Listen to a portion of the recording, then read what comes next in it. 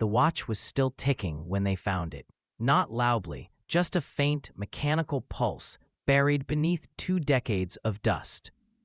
The man who uncovered it knelt in the desert wind, metal detector beeping softly beside him, trying to understand how something so small could survive so long in a place that devoured everything.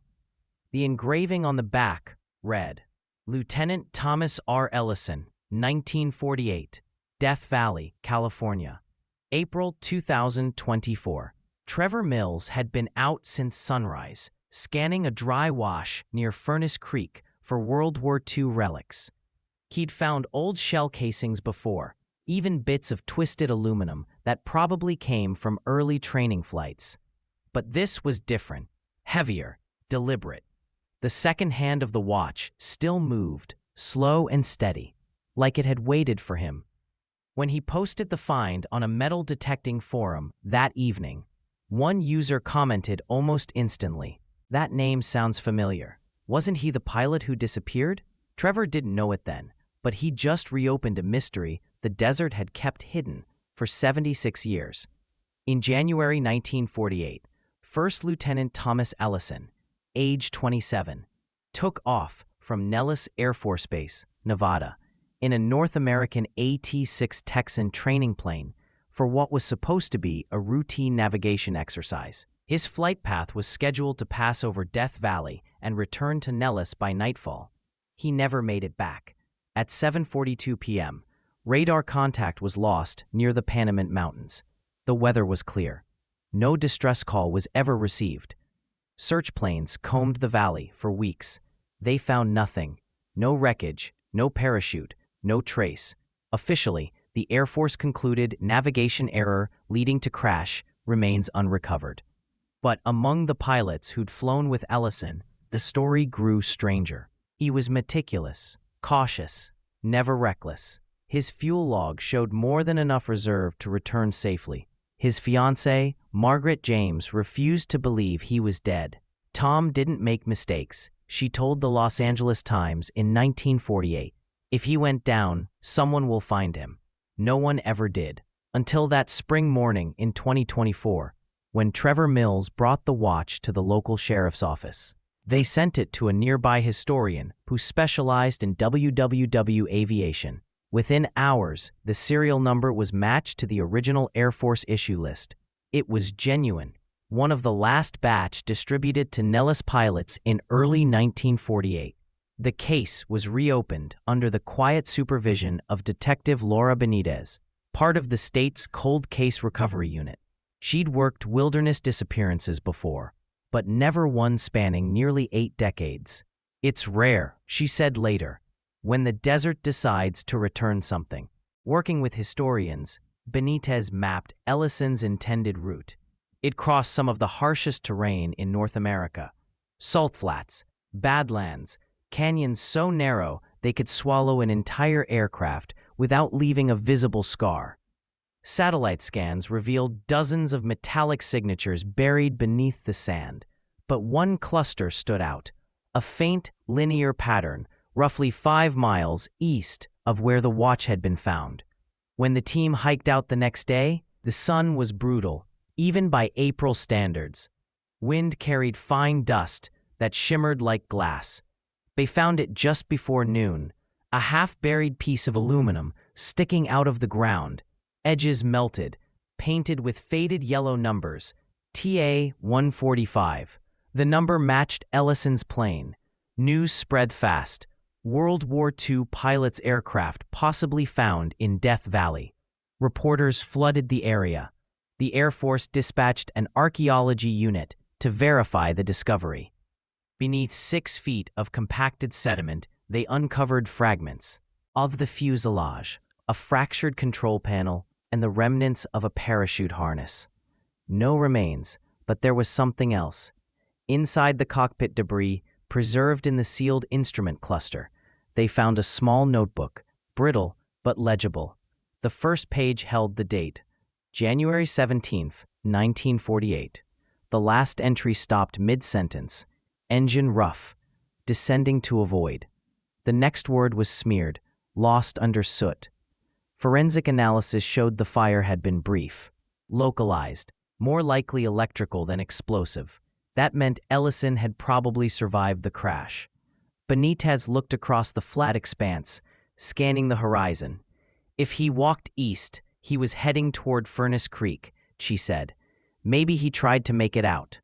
They expanded the search radius. Within a mile, they found a second clue: a half-collapsed canvas water bladder and a rusted signal mirror. Both were standard survival kit issue in 1948. The mirror's handle bore fingerprints, faint, preserved by oxidation. They matched Ellison's service record. He'd lived long enough to try signaling for rescue.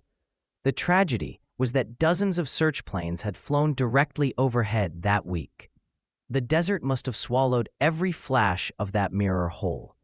For the rest of the summer, recovery crews excavated carefully, piecing together the fragments like a puzzle. The aircraft's altimeter was frozen at 2,400 feet. The compass needle still pointed true north. But the strangest artifact came from a crevice about 20 yards from the crash site, a folded letter wrapped in cloth. It wasn't military stationery. It was personal. Margaret, if this ever finds you, know that I tried. The sky was clear until it wasn't. Something pulled the light out of everything. I followed the ridge, but the world fell silent. I kept the watch running so I'd know the days. I'm sorry. It was signed Tom. The handwriting matched his training records exactly. Benitez read it aloud to her team, the words trembling in the desert wind. The sky was clear until it wasn't. No one knew what that meant. In Los Angeles, the only living relative, Ellison's great-niece, Claire Jameson, age 42, received the news with disbelief. "We grew up with the story," she said. "My grandmother used to set her clock 5 minutes slow, said that was Tom's time, like he'd walk through the door any second." When she was flown to the recovery site, she carried one of Margaret's old letters, yellowed paper, careful cursive. It ended with a single line: "I'll wait until time stops." Now, standing in the same valley, Claire stared at the recovered watch through its cracked glass. The second hand still twitched every few seconds, keeping time in a place that had none. "It's been waiting for someone to stop it," she whispered. The excavation continued into the fall. The Air Force confirmed the wreckage belonged to Ellison's AT-6, and a formal recovery ceremony was scheduled. But when technicians lifted the main fuselage panel, they discovered something even stranger. Beneath it, buried deliberately under stones, were 2 small ration tins arranged side by side. Inside one was sand. Inside the other was a rolled film negative. They sent it to the lab. After weeks of cleaning, the first developed image appeared, a blurred shot of the desert horizon at dawn. The second was darker, showing the shadow of a man holding a small mirror toward the sun. The third was completely black, except for a faint circle of white in the corner, the reflection of the watch face. The negative stopped there, but in the margin of one strip, etched into the emulsion, were 4 letters scratched by hand. "Stay." When Benitez saw it, she exhaled slowly. "He wasn't writing for us," she said. "He was writing for the desert." That night, the wind picked up, rolling over the dunes. Reporters packed their gear, helicopters lifted off, and by morning the site was empty again. The crater filled with drifting sand, erasing footprints, swallowing evidence. And somewhere under that same sky, the faint tick of a watch carried on, counting the seconds of a man who refused to disappear completely. Part 2. The desert never forgets. It just hides what it remembers. By May 2024, the Ellison crash site had become a temporary dig camp. Tarps stretched over folding tables, generators hummed, and the wind moved fine lines of sand like clock hands across the wreckage. Every few hours, Detective Laura Benitez walked the perimeter alone, listening. She claimed the valley had a sound of its own, not the howl of air, but a steady pulse that rose and fell with the heat. "You could almost mistake it for breathing," she said. The Air Force's Historical Recovery Division, known as JPAC West, took formal control of the excavation. They cataloged more than 200 artifacts, from fuselage shards to fragments of a parachute canopy. But none explained how Ellison's watch, still functional, ended up nearly 5 miles from the wreck. It was Trevor Mills, the detectorist who'd found it, who first noticed something odd about the terrain. "Look at the dunes," he said, pointing east. "They shift like waves. That watch didn't walk here. It was carried, maybe by floodwater, maybe by wind." A geologist confirmed it. Death Valley occasionally experiences microbursts of rain that flood gullies before evaporating. Over decades, those brief rivers can move entire boulders. The idea that the watch had traveled across time and sand wasn't impossible, only improbable. The journal fragments found near the fuselage deepen the mystery. Most were written in shorthand, flight notes, altitude calculations, fuel estimates, until the handwriting grew uneven. One passage read, "Engine gone, tried to climb, sun dimmed, radio silent, no echo." Another, "Kept signal mirror flashing but sky swallowed light." It wasn't until the final page that Benitez saw something that made her skin crawl. The words, "If anyone finds me, follow the watch, it knows the way." She reread the line 5 times. The handwriting was shaky, written in pencil that had faded to gray.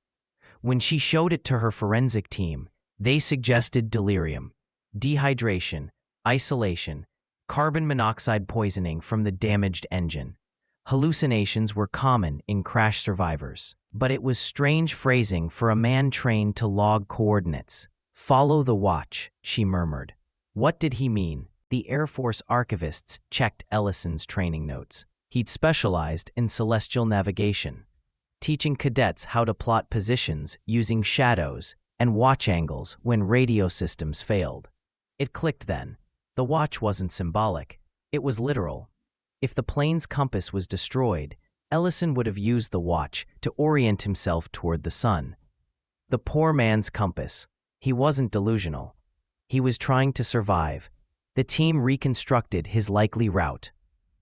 From the crash site, he would have walked east-southeast, following his shadow in the morning and his watch's bearings by day. But somewhere between the wreck and Furnace Creek, he'd vanished. No human remains were ever found. Until now, perhaps.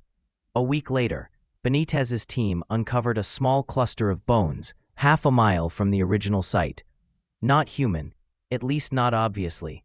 They belonged to a coyote buried near what looked like a shallow pit. But inside that pit was a human rib fragment, smooth, sun-bleached. DNA later confirmed a 94% match to Thomas Ellison. He'd made it further than anyone expected. Near the same pit, under a pile of stones, they found an old canteen wrapped in flight cloth. Inside was sand and a single pressed flower, impossibly preserved. A desert lily.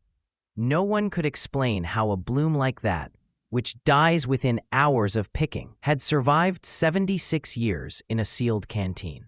The scientists called it coincidence. Low humidity, airtight container, sheer luck.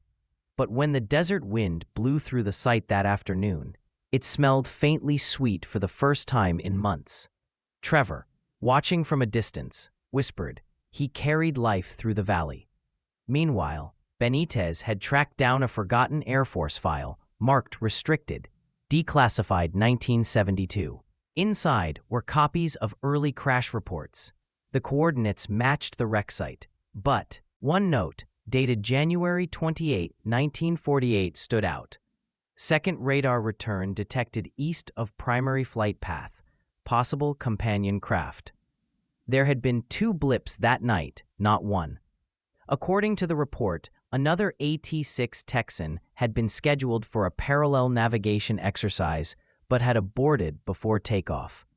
Yet the radar data insisted 2 aircraft flew into Death Valley and only 1 returned. Had Ellison been accompanied? Or had something else entered the valley that night? She tracked down retired radar technician Howard McKay, who'd worked at Nellis in 1948. 94 now, half blind but sharp. When Benitez showed him the map, he frowned. "Yeah, I remember that. We called it the Ghost Flight." By midsummer, excavation was complete. The plane's remains were boxed, tagged, and flown to a storage facility in Nevada. Only the watch stayed behind, still operational, now kept under glass at the Furnace Creek Museum. Visitors lined up daily to see it, its steady tick echoing faintly through the temperature-controlled case. But when the curator checked the exhibit one morning, she noticed something impossible.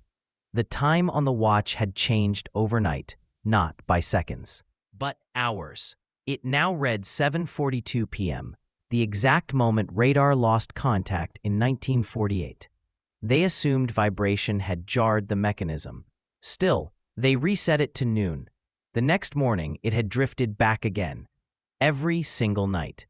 Meanwhile, Benitez pursued the last unresolved clue, the word "stay," etched into the film negative. One of her analysts enhanced it digitally and found faint marks following the letters. Almost like an unfinished sentence, the enhanced image revealed partial words, "till the sun returns." It wasn't a command, it was a plea. The words matched the tone of Ellison's letter to Margaret. The sky was clear until it wasn't. Something pulled the light out of everything. It wasn't poetry, it was description. The Air Force meteorology log from January 17, 1948, reported an unexplained solar dimming event over Death Valley, a documented phenomenon caused by high-altitude dust from Pacific tests. The world didn't darken entirely, but enough to disorient anyone relying on sunlight for direction. If Ellison was navigating by watch and sun, a sudden loss of light could have sent him spiraling. When Benitez presented this theory to JPAC, they accepted it as the most plausible reconstruction. Disorientation, low altitude, crash, survival attempt, death by exposure. Case resolved. But she wasn't satisfied, because that night, reviewing drone footage of the site, she noticed something on the eastern horizon, faint circular patterns in the sand, visible only under infrared. Perfect concentric rings stretching nearly 200 feet across. Natural formation?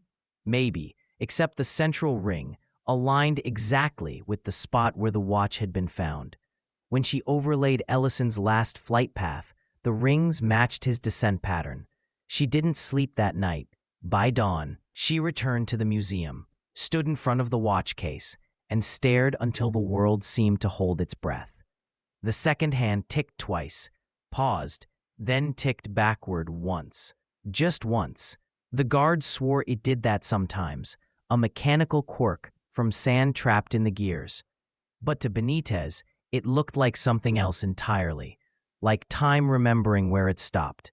Weeks later, before the official report was archived, Benitez drove out alone to the coordinates, where the bones had been found. She left her radio off. The wind felt like static against her ears. She placed the pressed lily from the evidence bag in the sand and whispered, "You found your way home."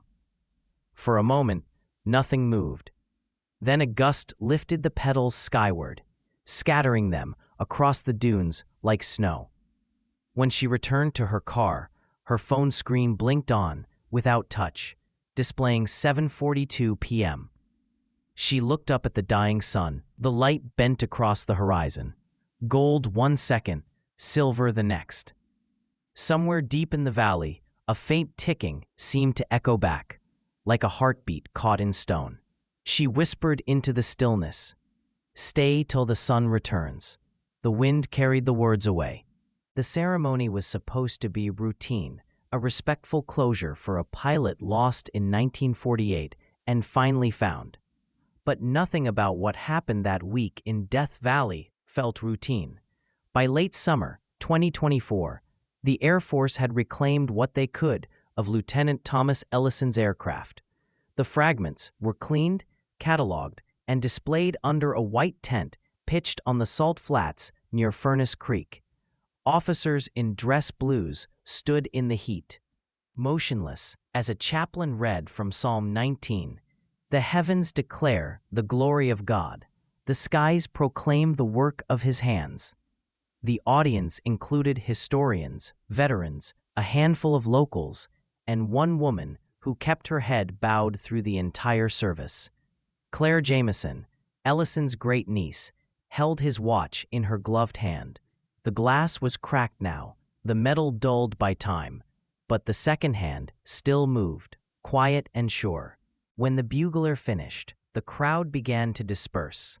Only Detective Laura Benitez remained behind, staring at the wreckage under the tent. She'd been awake for nearly 48 hours. The night before, she'd reviewed the final pieces of evidence recovered from beneath the sand: a compass, 2 fragments of the control yoke, and a corroded flight badge that still bore the outline of a nameplate, ELL. The compass disturbed her most. Its needle pointed west, locked and immovable, as though magnetized by something buried beneath the dunes. Even when technicians carried it off-site, the needle refused to align with true north. By the time the sun dropped behind the mountains, the desert had cooled to a pale silver. The air was still. Benitez lingered near the crash pit, waiting for the last light to fade. Trevor Mills, the detectorist, approached from the ridge. "You should see this," he said. He led her to a low depression half a mile away, where he'd been scanning the sand out of habit. His device beeped twice before going silent. He scraped away the surface with his hands. What emerged wasn't metal. It was glass. A cockpit window, or what was left of one. When they brushed away the sand completely, Benitez froze. The pane was curved inward, not outward. The pressure marks wrong for an external crash.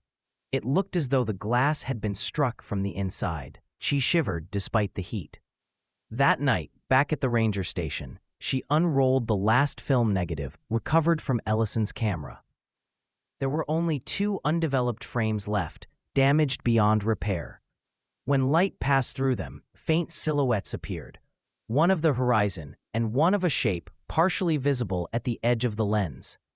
It wasn't another person. It was circular, metallic, and luminous, hanging low above the sand. The film dated it to the last hour before the crash. She called the Air Force archivist immediately. Was there anything in the radar logs about unidentified returns that night? He hesitated, then admitted something she hadn't known.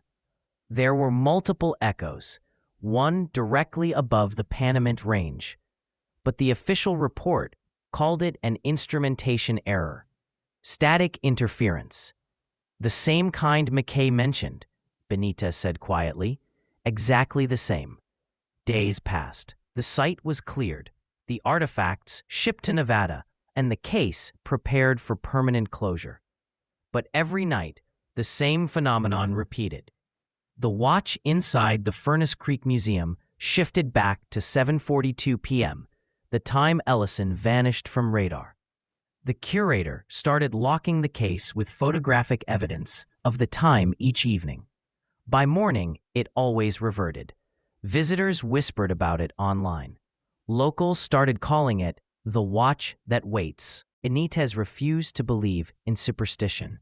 Yet the more she tried to explain it, the less sense it made. Mechanical expansion couldn't account for such precise intervals, and every time she visited, the ticking grew louder. On her final day at the site, she asked to walk the perimeter alone. Dusk had already swallowed the valley when she reached the marker post where Ellison's bones had been found.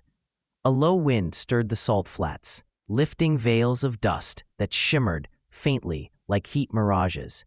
She crouched beside the marker and laid down a single item, a copy of his letter to Margaret, laminated against the sand. "The sky was clear until it wasn't," she murmured. "You weren't lost. You were chosen by the wrong kind of light." The wind answered with a sound like a breath drawn through teeth. For a moment, the air temperature dropped. Her radio crackled once, just a burst of static, and then, faintly, through the noise, came a voice. Not words, just a tone, clipped and rhythmic, the cadence of an old radio code. Dot dash, dash dot dot. Her heart hammered. She recognized it instantly. SOS. The signal lasted 6 seconds, then went silent. She replayed it later, certain it had to be interference from a nearby aircraft. But FAA records confirmed no flights were within 60 miles. The desert had answered its own distress call. Weeks later, after she'd turned in her badge and moved north, a package arrived without return address. Inside was a small envelope marked simply Furnace Creek, June 2024. Within it lay a photograph printed on modern stock. The caption on the back read, "Recovered film, final frame." The image showed the desert horizon in grayscale. A sliver of wreckage lay in the foreground. Beyond it, far in the distance, stood a faint vertical column of light rising from the ground into the clouds. At the base of that glow, barely visible, was a silhouette of a man walking toward it. She stared at it until dawn. The file number scrawled in the corner matched the serial code for Ellison's film roll, but the lab had reported that roll completely blank. She called the archivist. "Did you send me this?" He paused. "What are you talking about?" "We destroyed that negative after digitizing. There was no final frame." The line went dead. 6 months later, a sandstorm tore across the Panamint Valley. When it cleared, rangers found something new at the crash site. A section of ground had collapsed, revealing a hollow chamber beneath. Inside was a small metal object wedged between rocks. A pocket watch, but not the same one. This one was identical in design, yet engraved differently. To TRE, until you return, MJ, Margaret James. The glass was uncracked, the movement pristine. The time read 7:42 p.m. The curator placed it beside the first in the exhibit. Both now tick in perfect synchrony. Every evening, just before closing, the hands pause for exactly 1 second, then move backward, then forward again. An impossible heartbeat in metal. No one can explain it. If you visit the valley at night, when the stars burn so bright the ground seems to glow, you can still hear faint echoes from the radio static. Sometimes a single word cuts through the noise, carried by the wind that moves between the dunes. Stay. Rangers say it's a trick of atmosphere, sound bouncing between ridges. But those who've stood, a voice, calm and distant, like a pilot speaking from another century. The lights returning. Follow the watch. And for a moment, the desert seems alive again. Its pulse, steady, mechanical, eternal, counting seconds not toward the end, but toward a promise made in the sky long ago.